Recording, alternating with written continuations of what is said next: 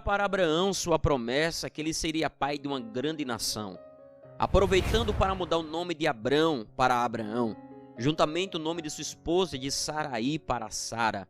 Foi também neste momento que o Senhor constitui a instituição da circuncisão.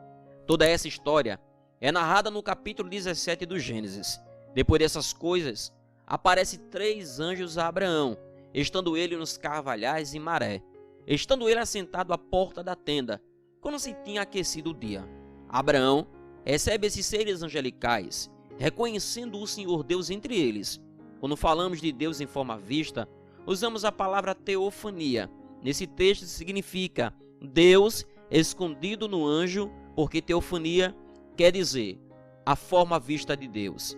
Após a refeição que Abraão preparou, aqueles varões levantou-se olhando para as regiões de Sodoma. Abraão ia com eles acompanhando. Até o seu Deus falar: ocultarei eu, Abraão, que faço? E revela todo o seu plano de destruir cidades, porque seu pecado tinha chegado aos céus. Como Deus criou todos os seres humanos como sua imagem e sua semelhança, não era plano de Deus deixar a cidade de Sodoma e Gomorra assim. A princípio, tudo o que você precisa entender, que mesmo parecendo uma maldade da parte de Deus, destruir todos os habitantes de Sodoma e Gomorra, como também toda a cidade, isso era o cuidado de Deus de não perder mais uma vez toda a raça humana, como foi nos dias de Noé. Adão e Eva pecou, Deus tirou do Éden. Caim matou seu irmão, Deus expulsou de sua presença, mesmo lhe dando a proteção com sua marca. Nos dias de Noé, o povo desviou-se de Deus, procurando a maldade e uma vida depravada. Deus enviou um grande dilúvio e guardou Noé com a sua família, para continuar a história da raça humana. Nós sabemos que Deus ama os pecadores, mas aborrece os seus pecados. O que mais provocou a ira de Deus foram os pecados dos homens de Sodoma. Após Ló receber esses seres angelicais em sua casa, antes de deitar para dormir, a Bíblia diz que cercaram a casa de Ló os varões daquela cidade, desde o moço até o velho, todos os povos de todos os bairros. Percebam que não eram alguns, era muito de todos os bairros. Não existia dúvida dos pecados dessa cidade. Talvez você se pergunte, o que esses homens buscavam na casa de Ló? Para você entender isso, é preciso ler comigo esse texto bíblico.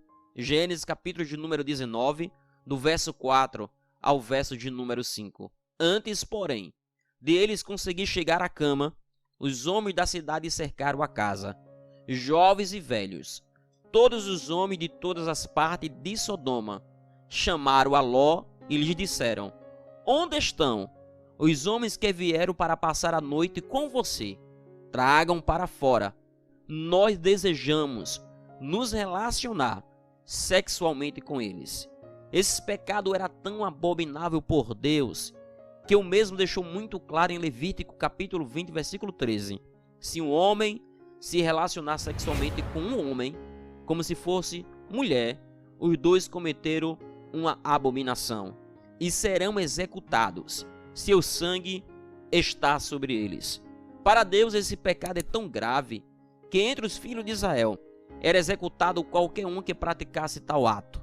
Essa foi a razão de Deus destruir Sodoma e Gomorra.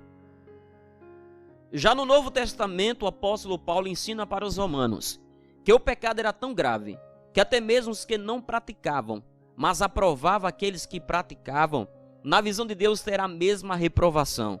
Se você ler Romanos capítulo 1, verso de número 32, você vai entender. Conhecendo suficientemente bem o justo decreto divino, que as pessoas que praticam tais coisas merecem morrer. Entretanto, não apenas continua a fazê-las, mas também aplaude as outras pessoas que fazem o mesmo. Infelizmente, ensinamentos como esse não são vistos como educação, amor, cuidado para todos que buscam tais escolhas. Meu objetivo é fazer você entender que Deus criou uma raça humana, como ele é perfeito, de homens e mulheres, mas por ser uma palavra bíblica e de dura aceitação para muitos, não irão aceitar como cuidado de Deus, mas como intolerantes ou homofóbicos. Que Deus em Cristo vos ajude. E lembre-se que tudo na vida passa, principalmente os prazeres da carne. A única coisa que não passará é viver uma eternidade com Deus ou sem Ele, após a morte. Que Deus, Ele vos abençoe.